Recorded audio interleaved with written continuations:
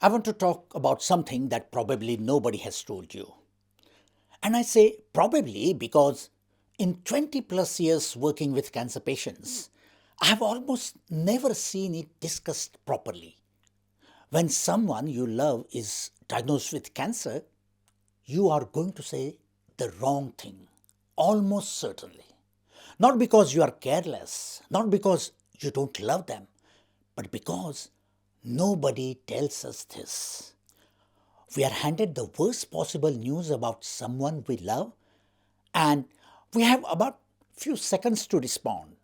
And we reach for the first thing that sounds comforting, and a lot of those things, the ones that sounds comforting, actually hurt.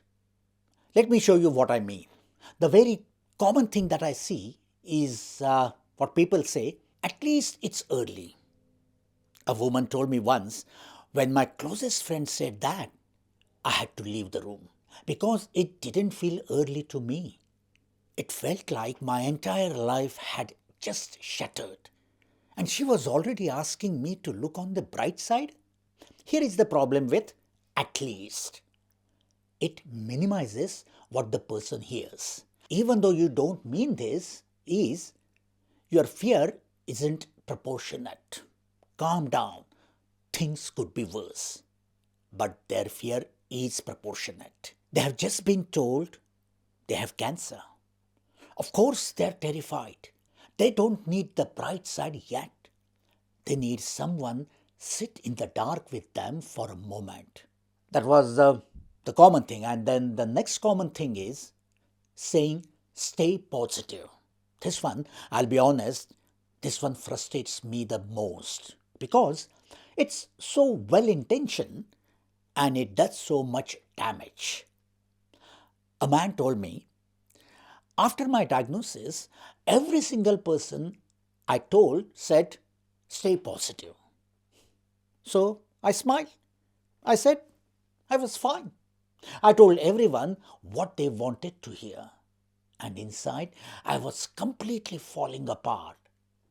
And the worst part was the guilt.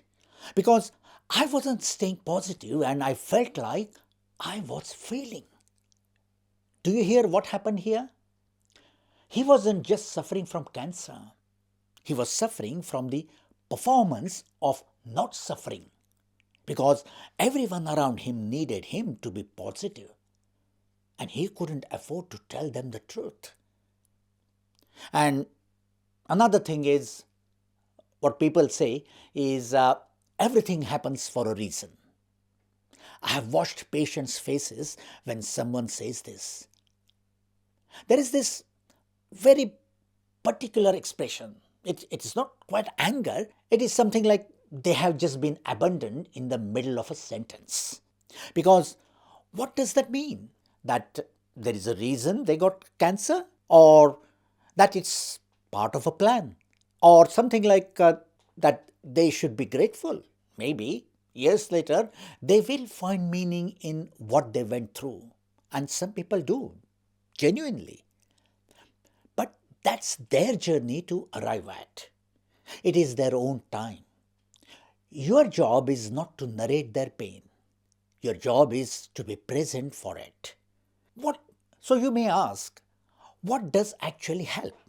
Let me give you things you can actually say, not scripts, just honest alternatives. So the first one is at least it's early. So instead of at least it's early, you can say that that must have been such a shock. I'm so sorry. That's it. You're not analyzing the stage. You're not comparing it to worst cases. You're just saying, I see you, this is hard.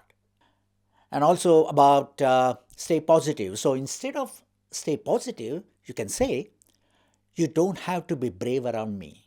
However you are feeling, that's okay. I've seen this sentence physically change someone's posture. They will excel. Sometimes their eyes fill with tears.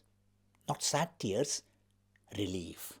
Because someone finally gave them permission to stop performing.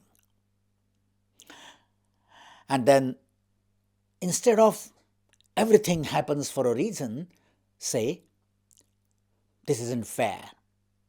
I'm here. Just 4 words and 3 words. No philosophy, no silver lining, just honesty and presence.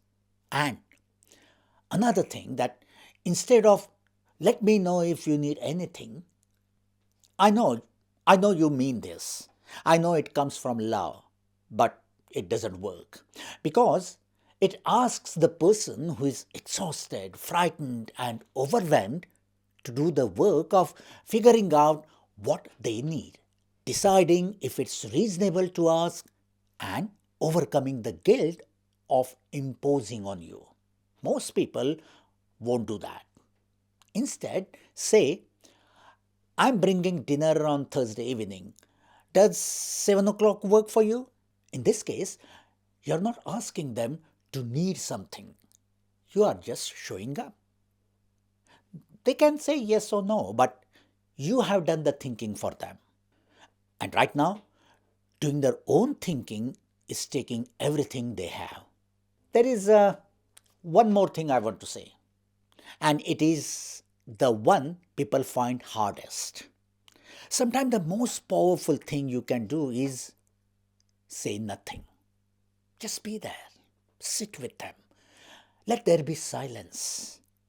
A patient once told me that the person who helped most during her entire treatment was a friend who barely spoke. She just came and sat with me. She said she would make a tea and she would sit. She didn't try to fix it or explain it or put a frame around it. She just stayed. That's what people in crisis need more than anything. Not your solutions, not your optimism, not stories about someone else's cousin who had the same thing and is fine now. Just your presence.